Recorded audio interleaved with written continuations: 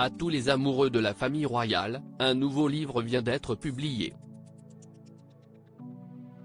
Courtier, The Hidden Power Behind the Crown, a été écrit par la correspondante royale du Times, Valentine Loh. Celle-ci, au travers de sa rédaction, prétend lever le voile sur les mystères du palais avant le départ de Meghan et Harry. D'après ses affirmations, beaucoup de tensions se ressentaient derrière les portes du palais peu avant le départ du couple. La raison ? Harry aurait dit aux membres de la presse qui avaient été invités à couvrir la tournée royale du Pacifique Sud, « Merci d'être venus, même si vous n'étiez pas invités ». Le livre a affirmé à ce sujet, « C'était spectaculairement grossier et incorrect. Les médias avaient été invités à couvrir la tournée. »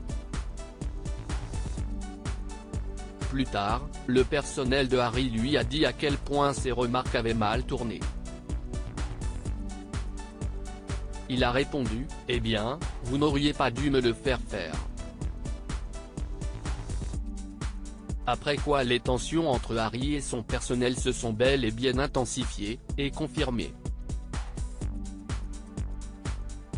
Le club des Sussex Survivors. Le livre a poursuivi au sujet des tensions entre le couple royal et son personnel. Les choses sont finalement devenues si mauvaises que l'équipe de Harry et Meghan s'appellera plus tard le Sussex Survivors Club, le club des survivants des Sussex, note de la rédaction.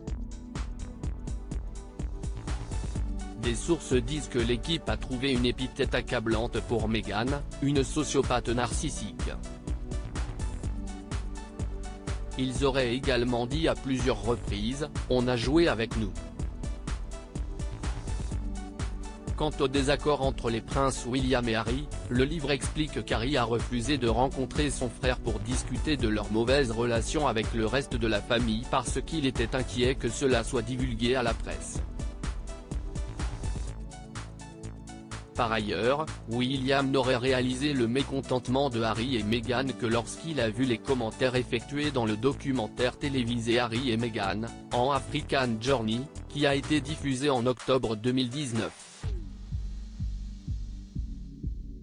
William aurait alors tenté d'organiser une rencontre, suite à quoi Harry a refusé, et est parti quelques mois plus tard à l'étranger avec Meghan, invoquant un manque de soutien de la famille royale.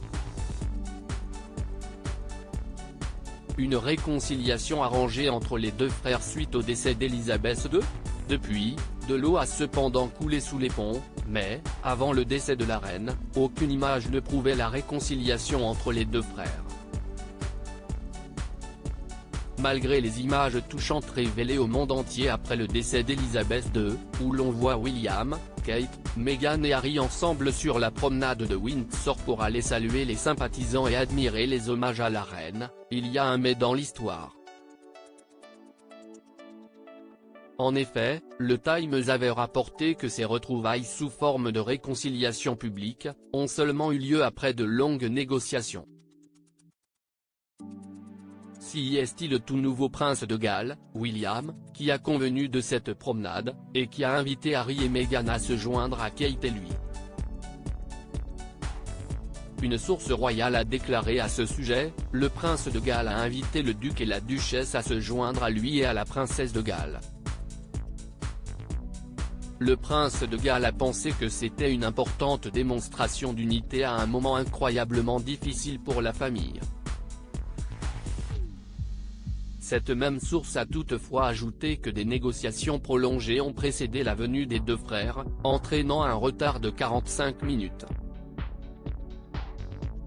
Cette information a donc posé question sur la sincérité et la vérité qui se cachent derrière ces fameuses réconciliations publiques.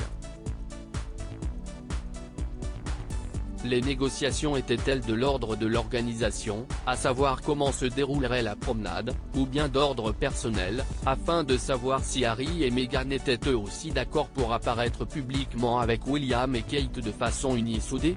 Cette nouvelle-là, une fois de plus, entachait le tableau familial si lisse et parfait qu'ont offert les deux frères et leurs épouses.